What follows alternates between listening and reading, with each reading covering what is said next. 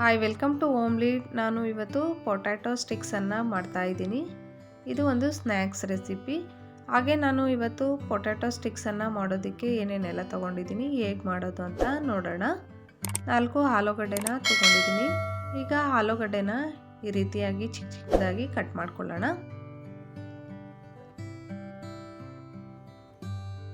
ಈ ರೀತಿಯಾಗಿ ಕಟ್ ಮಾಡಿಕೊಂಡು ಇದನ್ನು ಒಂದು ಪಾತ್ರೆಯಲ್ಲಿ ಸೇರಿಸ್ಕೊಂಡು ಬೇಯೋದಕ್ಕೆ ಇಡೋಣ.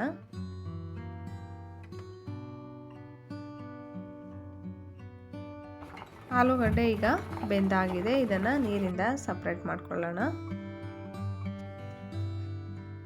ಈಗ ಆಲೂಗಡ್ಡೆನ ಚೆನ್ನಾಗಿ ಸ್ಮ್ಯಾಶ್ ಮಾಡ್ಕೊಳ್ಬೇಕು.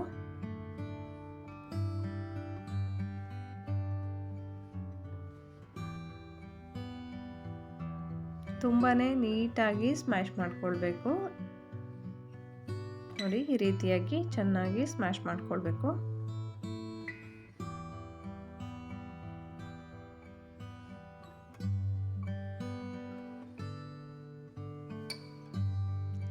ಈಗ ನಾನು ಸ್ವಲ್ಪ ಕೊತ್ತಂಬರಿ ಸೊಪ್ಪನ್ನು ಕಟ್ ಮಾಡ್ಕೊಳ್ತಾ ಇದ್ದೀನಿ. ತುಂಬಾ ಚಿಕ್ಕದಾಗಿ ಕಟ್ ಮಾಡ್ಕೊಳ್ಬೇಕು ಕೊತ್ತಂಬರಿ ಸೊಪ್ಪನ್ನು.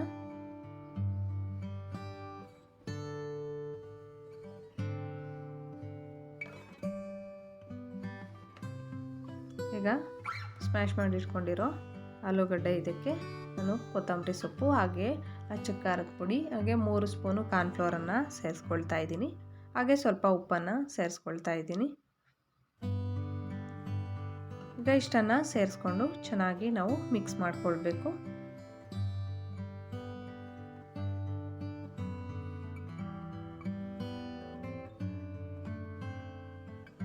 ಈಗ ಇದನ್ನು ನಾವು ಚಪಾತಿ ಹಿಟ್ಟಿನ ಅದಕ್ಕೆ ಈ ರೀತಿಯಾಗಿ ಕಲಿಸ್ಕೊಳ್ಬೇಕು.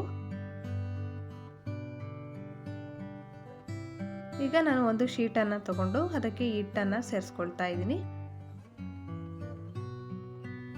ಹಾಗೆಯೇ ಆ ಶೀಟನ್ನು ಫೋಲ್ಡ್ ಮಾಡಿಬಿಟ್ಟು ಇದನ್ನು ಲಟ್ಟಿಸ್ಕೊಳ್ಳೋಣ.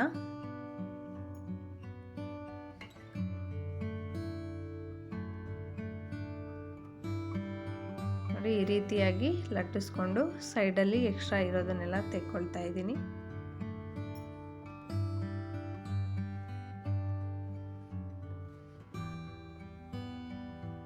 ಈಗ ಇದನ್ನು ಸ್ಟಿಕ್ಸಲ್ಲಿ ಕಟ್ ಮಾಡ್ಕೊಳ್ಳೋಣ.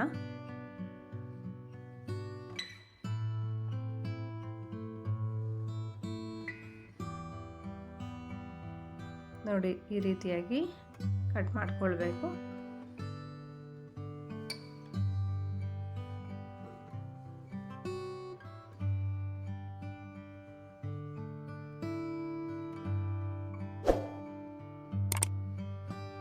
ಈ ರೀತಿಯಾಗಿ ಎಲ್ಲವನ್ನ ಕಟ್ ಮಾಡಿ ಇಟ್ಕೊಂಡಿದ್ದೀನಿ. ಈಗ ಸ್ಟವ್ ಮೇಲೆ ಒಂದು ಕಡಾಯಿಯನ್ನು ಇಟ್ಟು ಅದಕ್ಕೆ ಎಣ್ಣೆನ ಸೇರಿಸ್ಕೊಳ್ತಾ ಇದ್ದೀನಿ.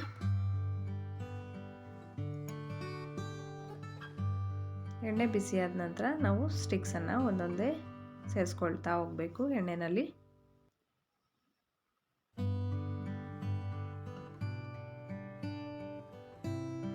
ಈ ರೀತಿಯಾಗಿ ಗೋಲ್ಡನ್ ಬ್ರೌನ್ ಕಲರ್ ಬರೋ ತನಕ ಚೆನ್ನಾಗಿ ಫ್ರೈ ಮಾಡ್ಕೊಳ್ಬೇಕು.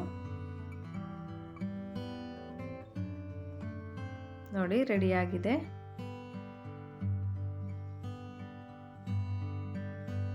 ಪೊಟ್ಯಾಟೊ ಸ್ಟಿಕ್ಸು ರೆಡಿಯಾಗಿದೆ. ತುಂಬಾ ಕ್ರಿಸ್ಪಿಯಾಗಿ ಕೂಡ ಬರುತ್ತೆ.